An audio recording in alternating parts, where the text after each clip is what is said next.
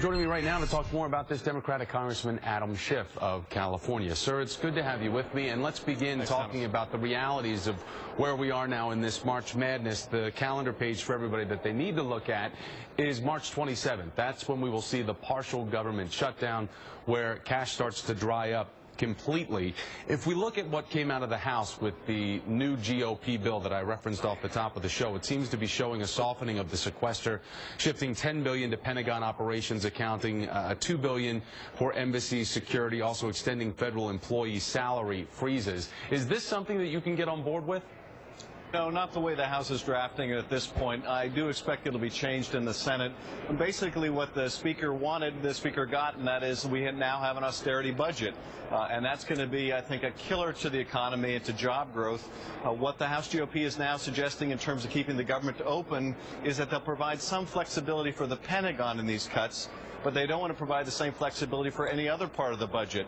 That doesn't make any sense. I mean, why be indiscriminate in these cuts to education, to health care, to research, to other vital programs if we're going to provide flexibility for the Defense Department, and we should also provide flexibility in every other department. But frankly, I think the whole sequester and this whole austerity budget is a real mistake and ought to be, frankly, done away with, and we ought to move to a balanced program. Congressman, as we're seeing, though, and we look at Wall Street, and we put up this graphic down here so everybody can watch what we're watching in real time, seeing the Dow up 150 points, opening at all-time highs today. That's Wall Street. Main Street is a completely different picture, where we have blue-collar, everyday Americans hearing our elected officials rattling off fear about pink slips going out.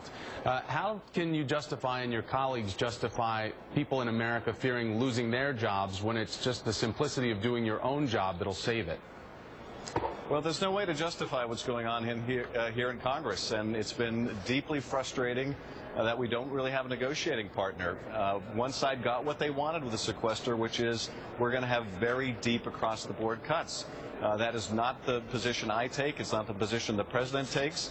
We think that we ought to reduce the debt in a thoughtful way that also includes new revenues, but that doesn't cost us hundreds of thousands of jobs. This is crazy. The economy is finally poised to recover, and we just keep getting in the way. So believe me, I can understand frustration around the country, but that frustration really has to be visited upon those who are the bar to progress. And here, it's those that are unwilling to compromise, that are unwilling to do anything but austerity, that won't provide a balanced program, which in fact is what the voters said they wanted just in November. So it is deeply frustrating, and I can certainly understand where the American people are coming from on this. As we know, with a second-term administration, the president has a short window to get things done before the legacy starts to cement. So a lot of Americans would like to see something done with a grand bargain that would forecast the future for a 10-year span, if possible. We know the deadlock and how it exists in Washington. But listen to Jay Carney talking about what a lot of people in D.C. know is coming, and that's 2014 in the midterms. It goes without saying that a president wants those in his party to do well, but it is not a focus of his, particularly at this point.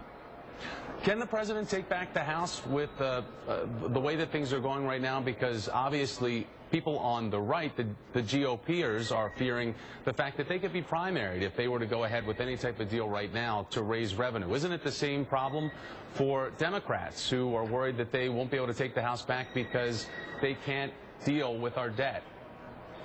Well, the bigger problem right now, I think, is within the GOP, and we see that because we see the GOP, frankly, at war with itself. We don't really see that in the Democratic Party right now. And what it involves is this Tea Party wing that wants to cut at any cost. It is giving the Republican brand a brand that stands for nothing but cutting, nothing but austerity, and frankly putting job growth as a very secondary priority. I think it will cost them very dearly in 2014, but frankly, I'm not interested in waiting until 2014 when American families are really hurting right now and people are looking for jobs. Yes, I think they pay a real price, and it may cost them the House, and I'd love to be in the majority again, but I don't want to have to go through another year and a half this kind of man-made economic crisis when we could have, frankly, a more thoughtful, reasonable, bipartisan plan that would get Americans working again, that would get our growth up to 3%, 4%, 5% instead of an anemic 1% or 2%. And that means the difference between potentially hundreds of thousands, if not millions of Americans working or not working. And that's really is what is at stake. And I hope that will be the highest priority rather than the political repercussions in 2014. Congressman Adam Schiff of California, sir, thanks for your time today. I do appreciate it. I want to welcome and say goodbye.